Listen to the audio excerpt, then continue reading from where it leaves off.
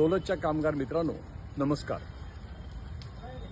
आज आम्ही चंदगड तालुका साखर कामगार युनियन च्या वतीने पुण्यामध्ये साखर आयुक्तांची भेट घेतली आणि ही भेट घेऊन आम्ही आमच्या समस्या त्या साखर आयुक्तांसमोर मांडल्या।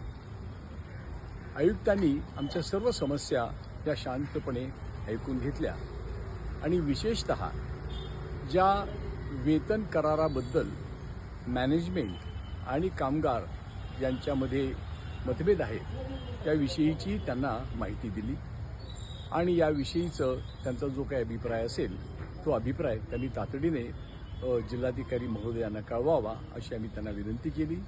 त्याप्रमाणे साखर आयुक्तांनी अत्यंत सहानुभूतीने आमचं म्हणणं ऐकून घेऊन त्या पद्धतीने मी तातडीने जिल्हाधिकाऱ्यांना माझा अभिप्राय कळवतो असं त्यांनी सांगितलेलं आहे। साखर आयुक्तांचा अभिप्राय हा निश्चितच आपल्याला सकारात्मक येईल याबद्दल आमच्या मनामध्ये कोणतीही शंका नाही। याबरोबरीनंच मग व्यवस्थापन ज्या पद्धतीने कालपासून वागायला लागलेलं आहे याची देखील माहिती आम्ही साखर आयुक्तांना दिली।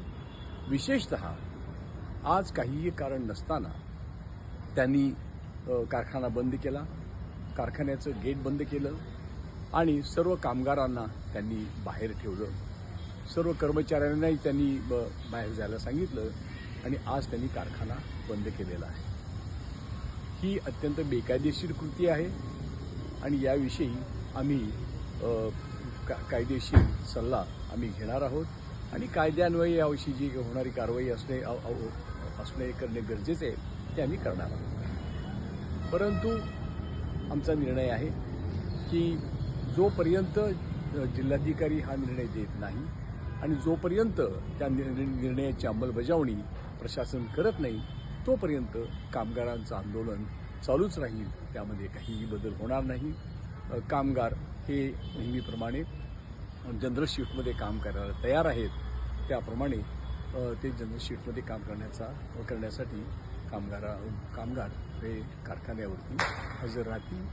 कारखान्याचं गेट जर बंद असेल तर त्या ठिकाणी ते सह्या करून मस्टरवरती सह्या करतील आणि पुढे काय करायचं याविषयीचा निर्णय हा आपले सर्व पदाधिकारी कोल्हापूरला परत आल्यानंतर, चंदगडला परत आल्यानंतर, हलगर्णीला परत आल्यानंतर त्याविषयी बैठक घेऊन त्याविषयीचा निर्णय घेण्यात येईल।